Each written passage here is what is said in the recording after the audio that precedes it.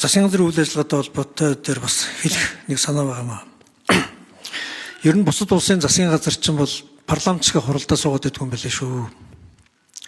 Засгийн газрын шийдвэрүүдийг 3 юмар хэмжээл тэр хэмжээс дээр багтжээвэл ерөнхий сайд нь үүрэг хариуцлага хүлээж аваад ерөнхий сайдын өмнө хариуцлагч салбарын сайд нь ажиллая гэж явд юм байна лээ.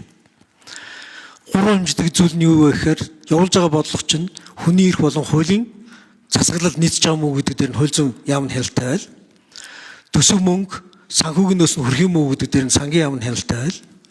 Захиргааны нөөц байгаа мүү зохион байгуулалт нь болж байгаа мүү гэдэг дээр нь тэр хариуцсан чиглэл бүхий сайд нь хяналттай байл явдгийм байл.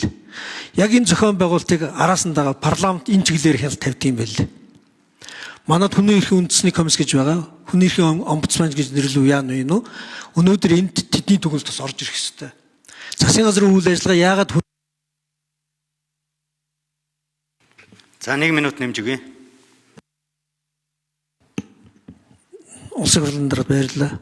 Засгийн газрын үйл ажиллагаа яагаад хүний эрх рүү очихгүй байгаа юм бэ? Хүний эрхийн нөхцөл байдал нь яагаад дээшлэхгүй байгаа юм бэ гэдгийг хэмжиж хянахын тулд хүний эрхийн үндэсний комиссийн энэ үйл ажиллагаатай холбоотой дүгнэлтүүд нь бас орж ирэх ёстой.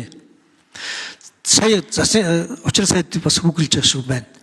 Үнэхээр захиргааны нөөцөд анхаалгаад давхардуулсан оронтой бий болгоод процесс нь шудраг биш эсвэл зохион байгуулалт муутай яваад байгаа бол тэн дээр нь төрийн албаны зөвлөл одоо хяналт тавьж сууж явах ёстой шүү дээ.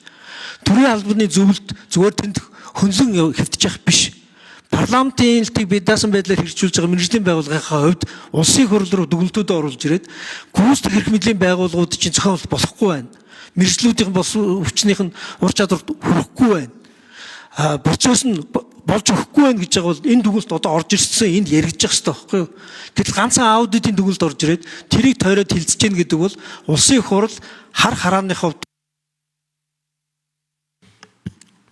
За нэмсрийн учрал сайд хариулт өгье. Тэгээ Тэмүүжин гишүүн хэлж байгаа үнэ. Төсөвлөлт, төлөвлөлт, гүйцэтгэл хяналт нэг тогтолцоо руу шилжих ёстой. Засгийн газрын үйл ажиллагааны хөтөлбөрт суулсан. Энийг одоо хяналт шинжилгээний энэ үндэсний хороо одоо 2 сая хариуцна. Их хурл бол хуулиараа дүн шинжилгээ л хийнэ. Дүн шинжилгээ.